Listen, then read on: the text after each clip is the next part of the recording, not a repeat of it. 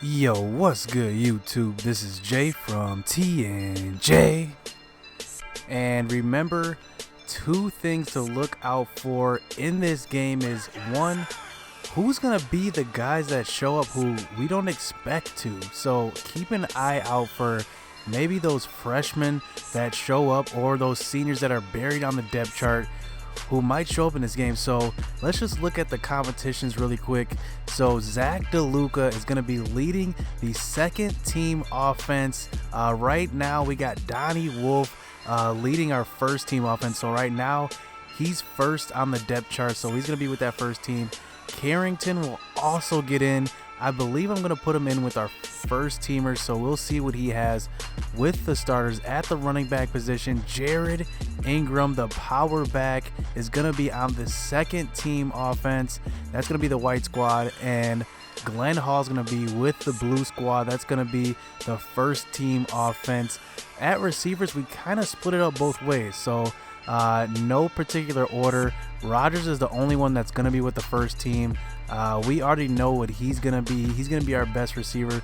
So we're going to try to get the other guys some looks. So we got Keon Medley, Eddie McCray, the freshman. Right now he's red-shirted, but we'll see how he does. You never know. We might make a decision to pull that red shirt. We don't know. But Wayne Miller as well.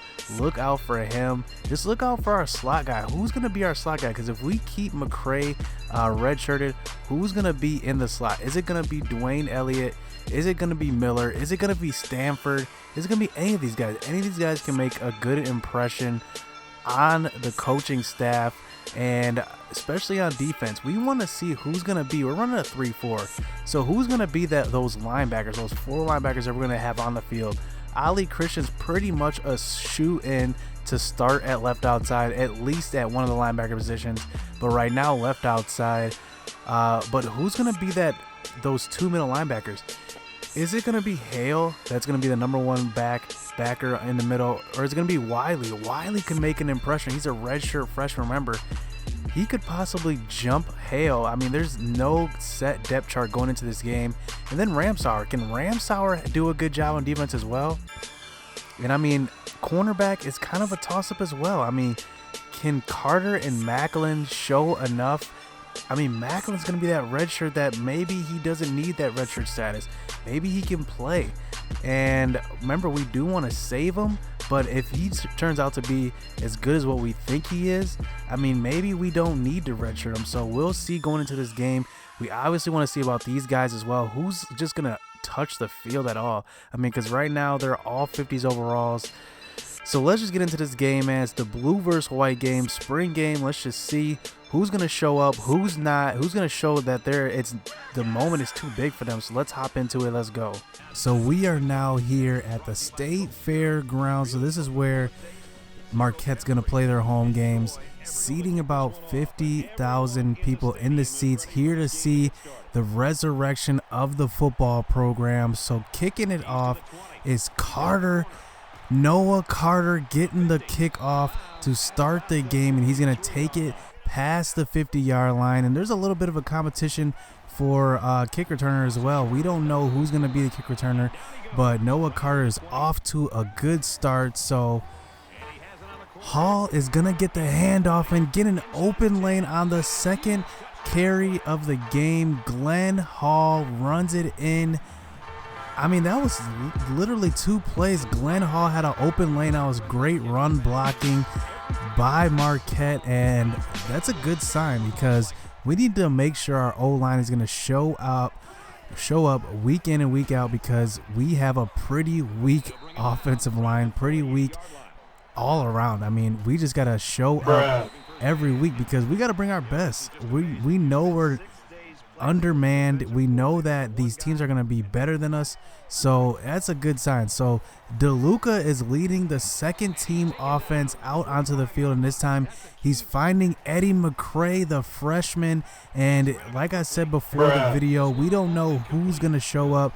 What if a freshman surprises us and we end up reversing the red shirt? We can remove the red shirt. So if somebody shows up and they show that they can play, you never know. So here is Jared Ingram getting into the action here. getting the reception there. Remember, Hall is actually the better receiving back out of the two running backs, but this time he gets stopped before the first down, so they punt the ball away. So now Wolf leading the first team offense on the field, and this is the element of his game that, you know, the other two quarterbacks don't really have. But there you can see he's taking a big hit, Donnie Wolf is, and you know what? He actually got injured on that play, so he's actually out for the rest of this practice. We do not want to risk it and risk any further injury to him, so he actually comes out. So our man comes in, the third string Carrington, and you know, this is the guy that has not a lot of arm strength, but he has accuracy. So here he's leading the first team offense out there onto the field for the rest of this game, and Carrington is showing some inaccuracy on that one, almost an interception there by number 47. And on a 3rd and goal, running out to the right side, showing that he can use his mobility a little bit. He gets it to McCray, but McCray can't get in for the end zone. But we do go for it on a 4th down, and Glenn Hall gets in for his 2nd touchdown of this spring game. So Glenn Hall is impressive in the beginning parts of this game. He shows some pretty good acceleration, which I'm going to need, especially versus these fast teams that we're going to go against.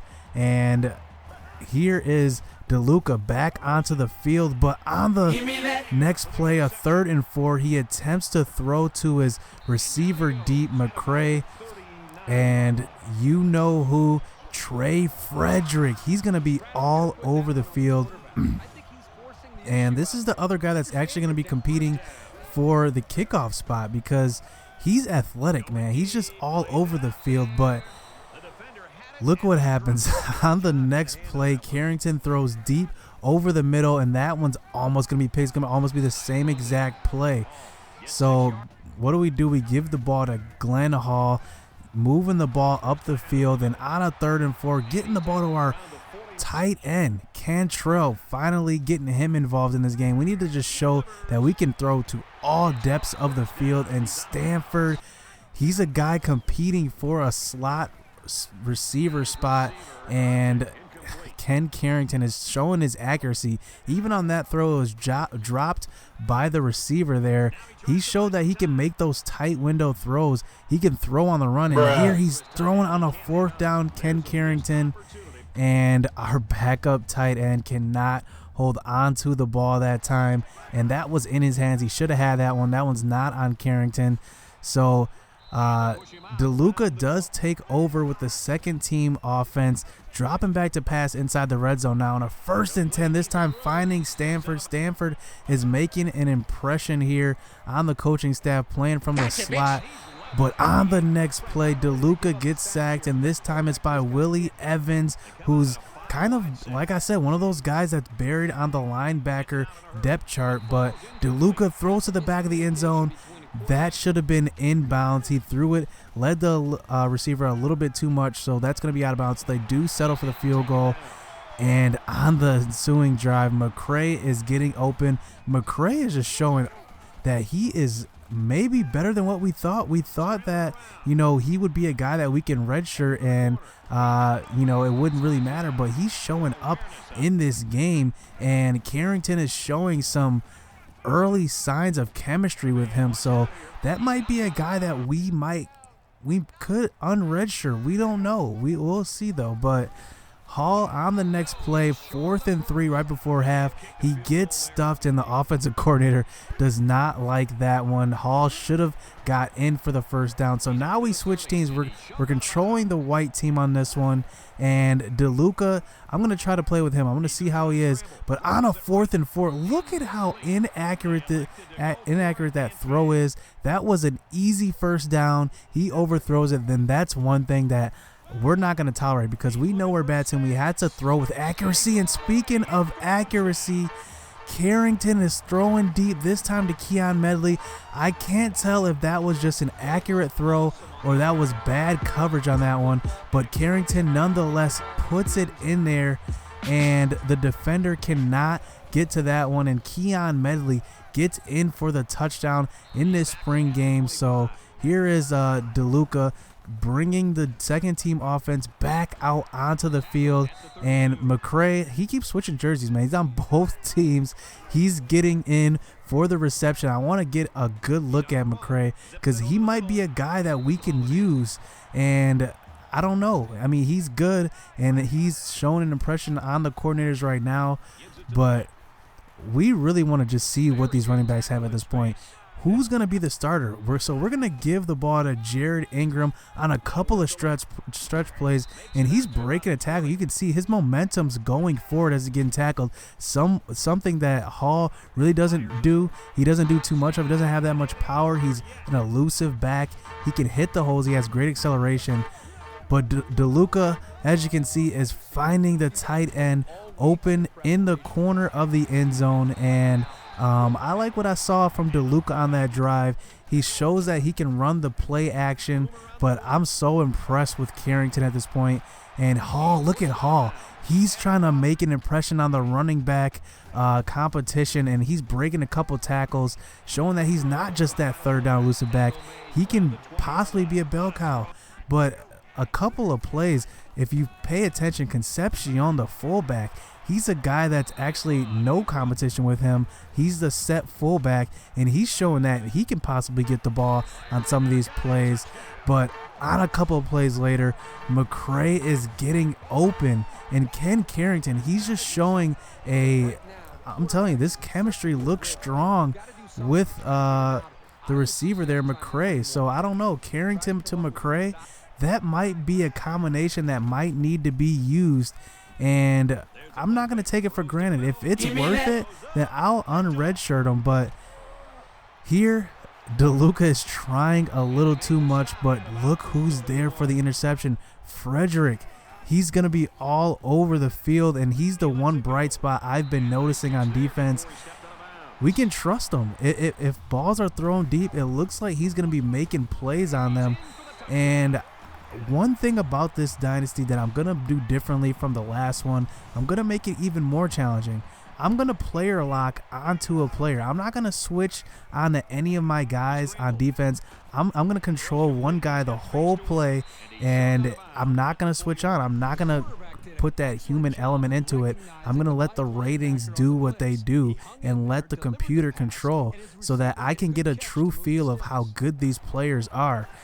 So this is going to be a interesting journey here with this team as McDowell gets open for the 18-yard reception. DeLuca is actually showing that he's got that arm strength and he can make the throws, but sometimes he just shows that he's a little inaccurate.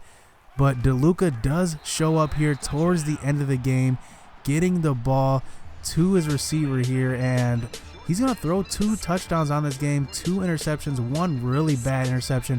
1 was thrown into traffic but picked off.